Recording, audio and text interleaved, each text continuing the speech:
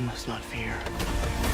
Fear is the most important theme of the 2021 adaptation of Dune. Fear is the mind killer. You need to face your fears. Dune is essentially about how a young hero overcomes fear, and it explores psychology and philosophy concerning fear and fatalism. In this video essay, I'm gonna break down some scenes to explore how Dune successfully wraps itself with the theme of fear through both narrative and visual devices. Denis Villeneuve has first made an effort to focus the adaptation of Dune on Paul Atreides' arc. He says in an interview, "I really connected with Paul's melancholy, his feeling of isolation, his fear about what was about to happen, and therefore he reduces the complex intergalactic politics and cut out most of the speeches of the villain from the novel, and put the protagonist's coming-of-age emotional turbulence in the center of this adaptation." In terms of storytelling, Villeneuve employs the usage of the hero's journey, or the monomyth, which is a common template of stories that involve a hero who goes on an adventure. The hero myth pattern was proposed by Joseph Campbell in his famous book, The Hero with a Thousand Faces, who was influenced by Carl Jung's analytical psychology. He describes the narrative patterns as follows. A hero ventures forth from the world of the common day into a region of supernatural wonder. Fabulous forces are there encountered, and a decisive victory is won. Just like so many hero stories before, Dune also uses this myth pattern as well. In terms of visual, Villeneuve says, "The book is very internal. We are hearing the thought processes of different characters. The way we adapt this is first of all we embrace Paul and Jessica's point of view and try to stay as close as possible to those two characters. Then we try to develop ideas that would allow us to feel what their mindset is without having a voiceover." So the objective of Dune is really to express these feelings visually, and Villeneuve is no stranger on this aspect. One of the defining cinematography traits of Villeneuve is how he likes to film characters' hands to capture emotions. In Blade Runner 2049, it's been used to emphasize the protagonist's humanity. In Dune, it's been used again this time to visualize fear.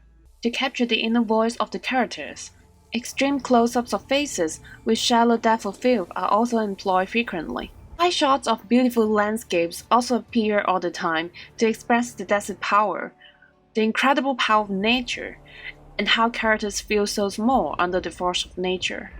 Let us start to look at some scenes to see how Villeneuve makes use of the hero's journey and emotional visuals. When House Atreides is asked to take over Arrakis, this is what Campbell called the call to adventure in the hero's journey. The hero begins in a situation of normality from which some information is received, that acts as a call to head off into the unknown. Once Leto Atreides signs the contract with his house ring, the hand gestures mask his unwilling acceptance of Arrakis, knowing the danger he and his family will encounter. This acceptance to the call set up the following events of the film. In these three scenes, Paul expresses his fear and uncertainty to Duncan, Leto, and Gurney representatively. He fears for Duncan to go to Arrakis because he dreamt of his death. He also fears that he will be rendered useless in the unknown planet, unable to fulfill his father's expectation. He's bothered by his concern and isn't in the mood to fight. This can be viewed as the refusal of the call in the hero's journey. Often when a call is given, the future hero first refuses to heed it. This may be from a sense of duty or obligation, fear, insecurity, a sense of inadequacy, or any of a range of reasons that work to hold a person in his current circumstances. And these three people offer him what Campbell calls the supernatural aid, which is expressed by the use of hands again. Once the hero has committed to the quest, consciously or unconsciously, his guide and magical helper appears or becomes known. More often than not, this supernatural mentor will present the hero with one or more talismans or artifacts that will aid him later in his quest. Notice how body language is used to depict Paul and Duncan's close brotherly relationship. Hugging, patting on the chest. When Duncan learns of Paul's dreams and fear, he pats on his shoulder to comfort him. He also gives Paul a good advice that keeps him deal with his fear for the future throughout the film. Dreams make good stories, but everything important happens when we're awake. This sort of reminds me of what Qui-Gon tells Obi-Wan in Star Wars The Phantom Menace. Keep your concentration here and now where it belongs. They are more or less the same message. The future is important, but focus on the present danger first. His advice has helped Paul make use of his vision to get out of danger later in the film.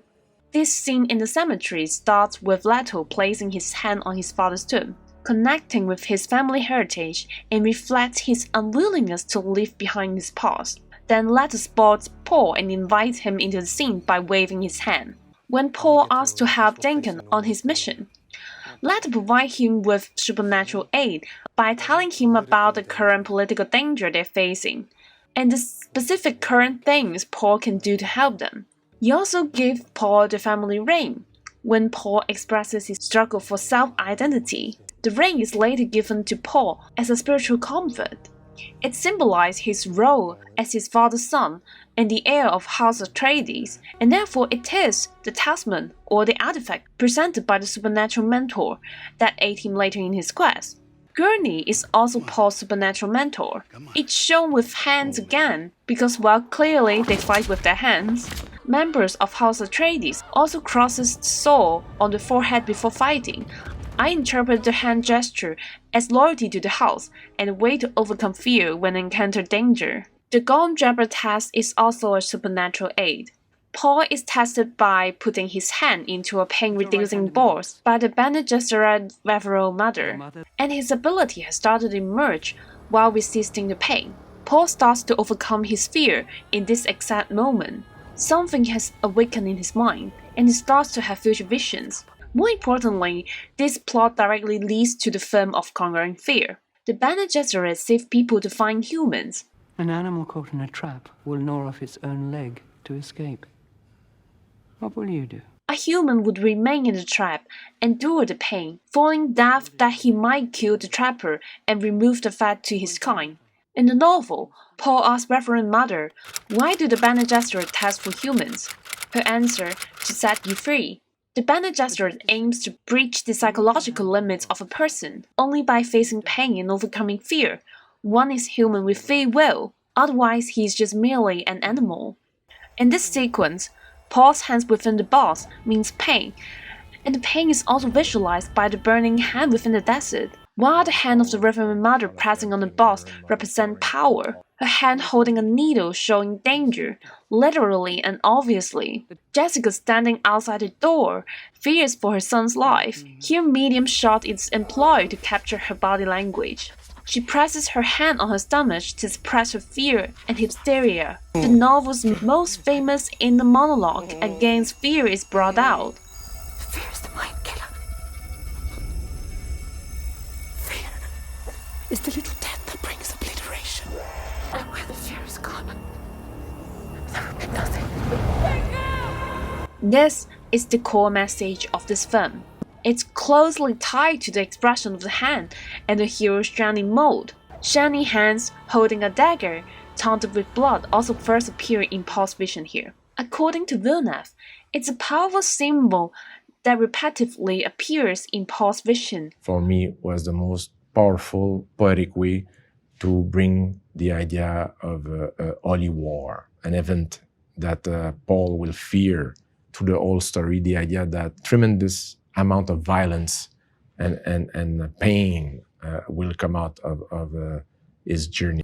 I interpret it as Paul's fears for the future, fear for becoming into a new self. We can conclude that Paul gets 4 different aspects of supernatural aid to overcome fear, from 4 different figures.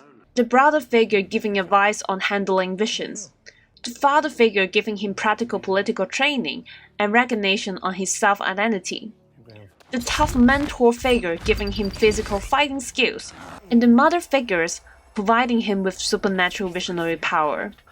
The scene when Paul is getting ready to his home planet is called the crossing of the first threshold. This is the point where the hero actually crosses into the field of adventure, leaving the known limits of his world and venturing into an unknown and dangerous realm where the rules and limits are unknown. Natural green color scenery contrasts with the desert planet later appears in the film, showing the transition from the comfort zone to the field of adventure. Campbell tells us every reason to fear so much as the first step into the unexplored. To deal with them is risky. Yet for anyone with competence and courage, the danger faced, Paul put his hand under the water, feeling the comfort one last time, and determines to face the danger. When Paul steps on the desert of Arrakis for the first time, this is what I perceive as the belly of the whale. The belly of the whale represents the final separation from the hero's known world and self. Before this moment, his feet step on the sand. He is still protected in his household. This is the first time he starts to form a connection with this world. And this connection is presented by the close-up of his feet and hand touching the sand. By entering this stage, the person shows a willingness to undergo a metamorphosis. By touching the spike spreading everywhere in the sand, Paul's supernatural ability emerges in force. When first entering the stage, the hero may encounter a minor danger or setback. This is the stage where Paul encounters the danger of the sand worm for the very first time. According to Campbell, the idea that the passage of the magical threshold is a transit into a sphere of rebirth is symbolized in the worldwide worm image of the belly of the whale. The hero, instead of conquering or consolidating the power of the threshold, is swallowed into the unknown and will appear to have died. This popular modifier gives emphasis to the lesson that the passage of the threshold is a form of self-annihilation. We could interpret that the planet of Arrakis, with spies everywhere, is the whale, while the sand hole is the belly of the whale. When Paul lands on the desert and encounters the sandworm, he is swallowed into a spirit of rebirth. The belly of the whale has awoken his power, and he has to undergo this metamorphosis for Cathedral to be born. YouTuber Thomas Flight has analyzed how Dune make good use of visual effects, like the sand color screen and the practical way it creates sand blowing in the wind. These strategies exactly visualize this almighty desert power, which is the whale, and how scary the hero is into the sphere of rebirth. Here Paul has his first clear vision, which he later tells his mother. He dreams that Shannon kills him with the dagger that appears in his last vision. He knows that someone will give him this dagger. He sees his own death, blood over his hand, so the bloody hand represents Paul's fear for the uncertain future in general. The attack of House Harkonnen and the escape of Paul and Jessica can be viewed as the role of trials. The role of trials is a series of tests that the hero must undergo to begin the transformation. Often the hero fails one or more of these tests, which often occur in threes. Eventually, the hero will overcome these trials and move on to the next step. When Paul and Jessica finally escape and read the letter from Dr. Yuan, at the same time Leto is killed, parallel editing of these two scenes is employed, and the transition is shifted from Paul's palm holding the family ring, making a fist, to the lifeless hands of Leto's corpse. Paul is determined to avenge for his father's death, and the ring gives him the courage to overcome difficulties and fear. When Paul is exposed to more spies, his power evolves, and he develops more visions. Thus he realizes he is Cathedral. The image of Shani's hands covered with blood and holding the dagger appears again. What scares Paul is visible. The future where he starts a holy war and the powerful being he is becoming. When he is panicking, he looks at his hand with his family ring on. The ring gives him a sense of comfort and courage. When Duncan comes to rescue Paul and Jessica, at first he hugs Paul just like the first scene appears, but later he kneels down and kisses his hand. Once again, the depiction of hand shows the change in characters' relationship and Paul's identity from the son of Leto Atreides to the Duke of House Atreides. When Duncan sacrificed himself to save Paul and Jessica, this is the moment Paul's fear comes true. The visionary power of knowledge of the future is double-edged, both gift and curse. The future's knowability threatens free will, because it invites the claim that all events are fated to occur in one way or no other, inevitably, unavoidably. You can't choose to make events go another way than they must. Even choice isn't free. The act of apparent free choice is just one more inevitably event. It's called the paradox of knowledge. Since I have said earlier, to overcome fear is to acquire free will. The paradox of knowledge seems to jeopardize free will and in turn ruins Paul's arc of conquering fear. But Dune provides us explanation that Paul's power of oracle is not the kind of knowledge that threatens freedom. First of all, Paul's prescience is a powerful yet still limited in indirect form of knowledge, and doesn't completely threaten free will. Paul sees fragments of future, but not the chains of events that leads to them. He knows that Duncan would die, but he thought it was on his first trip to Arrakis. He doesn't know exactly when and how he will die. He isn't an all-knowing God. Second, with or without a visionary power, Paul still won't be able to change the future because of fatalism. Fatalism is the thesis that whatever happens is inevitable. It is, or always was going to happen. Fatalism doesn't claim that what happens necessarily must happen that one way by fiat, or something mysterious like destiny. There has to be a reason why what inevitably happens inevitably. The attack on the House Atreides happened inevitably because of the centuries-long rivalry between House Atreides and House Harkonnen. Leto is doomed to be killed when he decided to take over Arrakis. Jessica and Leto were well aware of the danger despite not having visionary power. They didn't have much freedom to choose. Absolute free will implies that every time we choose between possible actions in such a way that we could have freely chosen any of them. But in reality, we don't always have much choice. Paul's freedom of choice isn't much different from any other normal person's without the visionary power. Sometimes the future happening one way or another. Our chances decide pretty much as though Paul intended it, because he's in a position to decide, a most inevitable position. A holy war in the name of Atreides will happen, because Paul has decided to avenge for his father's death and overthrow the emperor. To be the author of an event entails that your knowledge of the event forms because you're its cause, rather than because you perceive its effect. In fact, absolute free will would in turn cause more fear. In Soren Kierkegaard's philosophy, dread, anxiety, angst is freedom's actuality of the possibility of possibility. Kierkegaard uses the example of a man standing on the edge of a tall building or cliff. When the man looks over the edge, he experiences an aversion to the possibility of falling, and at the same time, the man feels a terrifying impulse to throw himself intentionally off the edge. That experience is anxiety because of our complete freedom to choose to either throw oneself off or to stay put.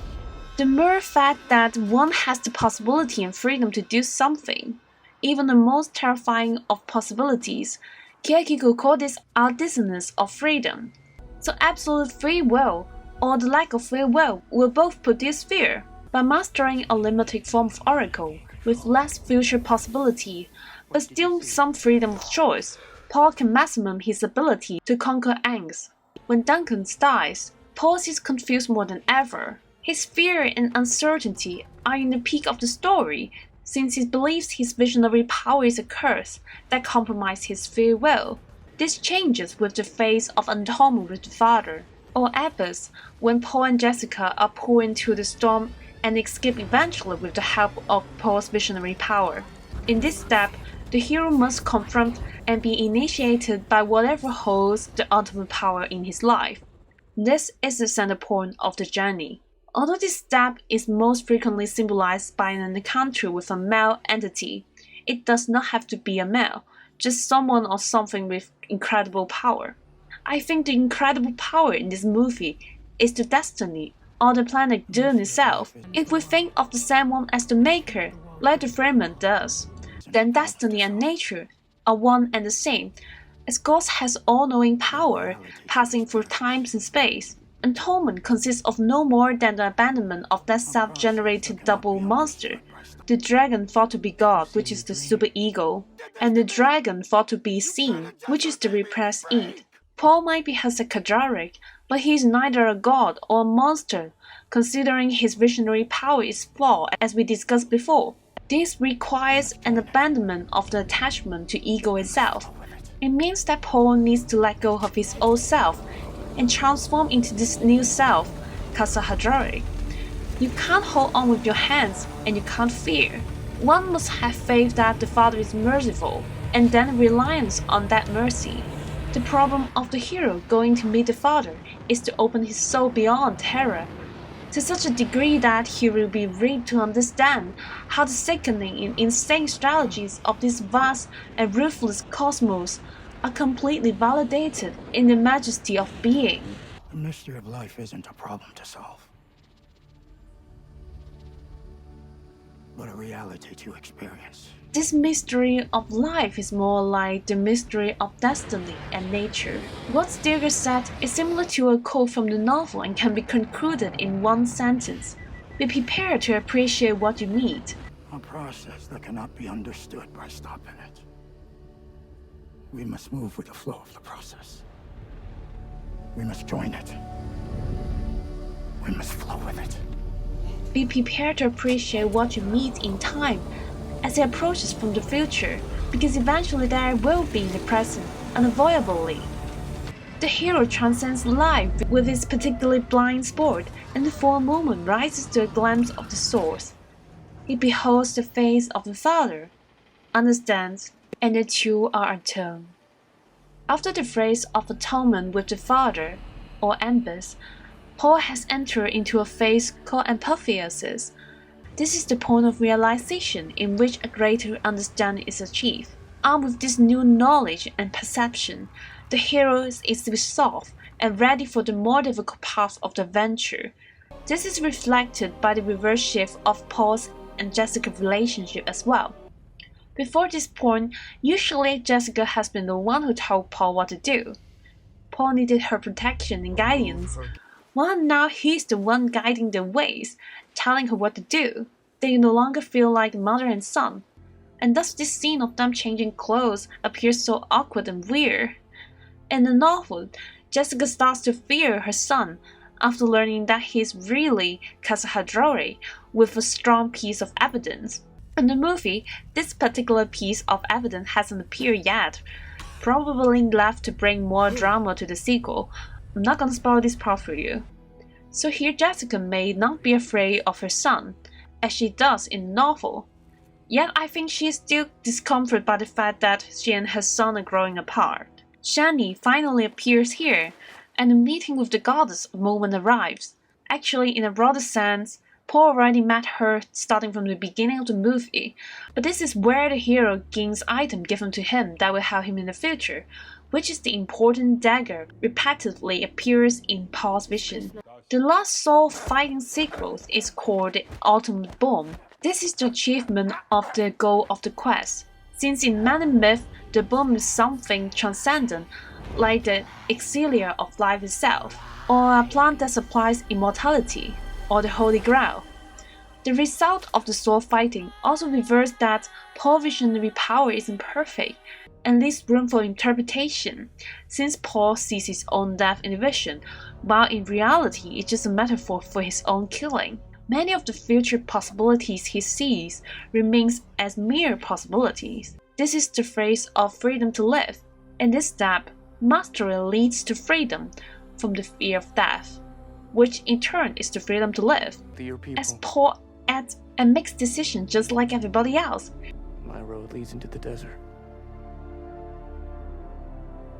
I can see it.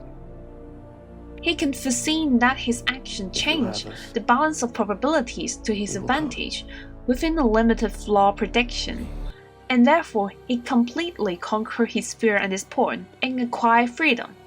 It fulfilled the whole arc of the film. Only by facing pain and overcoming fear, one is human with free will. Dune feels like an incomplete movie because its return phase is too short. The return phase includes refusal of the return, the magic flight, rescue from redoubt, the crossing of the return threshold, master of the two worlds, and freedom to live. There are quite many steps, and I don't think a hero story must complete with all the steps here, since it's the first movie of a trilogy, or a saga. But the crucial elements of the return phase are to handle the impact of the ultimate boom, ascend into a comfortable state of mind, and go back to everyday life. The movie transits too fast from the ultimate boom to the freedom to live. Paul has just killed a man for the first time, but he recovers, overcomes his fear after only a minute, in order to go back to normal to discuss where he wants to go. In the next scene, Paul already ascends into a comfortable state of mind, even when the corpse of the man he has just killed is right next to him. There should be a scene in quality time for Untold for him to think about the impact of the boom before the phase of freedom to live. I explained in my previous Dune review that I believe this is a sacrifice of a commercial choice. If this movie could be 3 hours long or was made into a TV series, then this issue could easily be solved. All in all, despite the slight incomplete towards the ending of the arc, Dune is still rather successful in making use of narration and visuals to tell a hero philosophical journey to conquer fear. And I wouldn't be surprised at all if Dune wins Oscar Best Picture this year. Thanks for watching this video. I'll see you soon. Goodbye!